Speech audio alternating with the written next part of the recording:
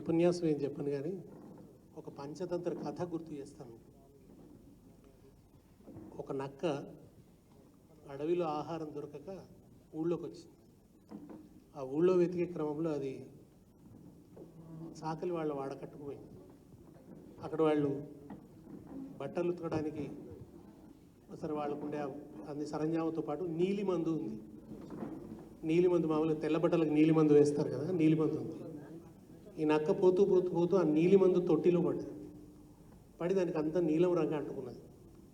ఆ తర్వాత అది అడవిలోకి పోయింది. పోగానే అన్ని జంతువులు దాన్ని చూస్తే భయపడుతున్నాయి. అది నక్క అని గుర్తించలేదు. నీలం రంగులో ఉండేసరికి ఇదేదో కొత్త జంతువు అనుకున్నాయి. అది కొద్దిగా చూసి ఓహో ఇవన్నీ భయపడుతున్నావు అని గుర్తించి చెప్పింది, నేను దేవుడు పంపించిన దూతను, నేను మీ కొత్త రాజును, మీరు ప్రపంచంలో ఎక్కడ నాలాంటి జంతువుని చూసి ఉండరు, నాకు చాలా శక్తులు ఉన్నాయి, మీరు ఇవాళ నుంచి నేను చెప్పినట్టు వినాలి అన్నది. పాపం అన్నీ భయపడిపోయి అన్ని జంతువులు చెప్పినట్టు వినడం మొదలుపెట్టినాయి. ఆహారం అంతా అవి వేటాడి ఈ నక్కకు తెచ్చిపెడుతున్నాయి. బాగా తింటున్నది, బ్రహ్మాండంగా దుక్కకు దుక్క అయింది. అక్కడితో సరిపోకుండా అనేక సేవలు చేయించుకుంటున్నది, రకరకాల శాసనాలు చేస్తున్నది. పాపం వాటికి ఏమన్నా ఇంత గూడో అదో ఉంటే కూలగొడుతున్నది. ఈ దుర్మార్గాలన్నీ చేస్తుంటే బాధపడుతున్నాయి, ఏడుస్తున్నాయి. ఒకరోజు ఒక అర్జెంట్ సమావేశం పెట్టింది నక్క. ఆ రోజు ఒక ప్రత్యేకమైన శాసనం ఏదో చేయాలని అనుకున్నది. ఏడ్చుకుంటూ ఈడ్చుకుంటూ అన్ని జంతువులు వచ్చినాయి. సభ మొదలైంది. నక్క ధారాళంగా ఉపన్యసిస్తున్నది, ఇష్టం వచ్చిన తిట్లు తిడుతున్నది, దుర్మార్గమైన మాటలన్నీ మాట్లాడుతున్నది. ఈలోపు భగవంతుడి దయ వల్ల వాన పడడం మొదలైంది.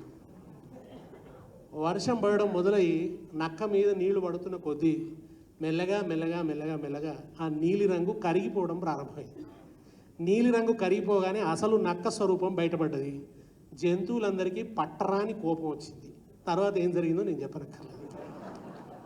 ఇవాళ బాలకృష్ణ చేసిన పని ఏంటంటే నక్కకున్న నీలి రంగు కడిగేసిండు.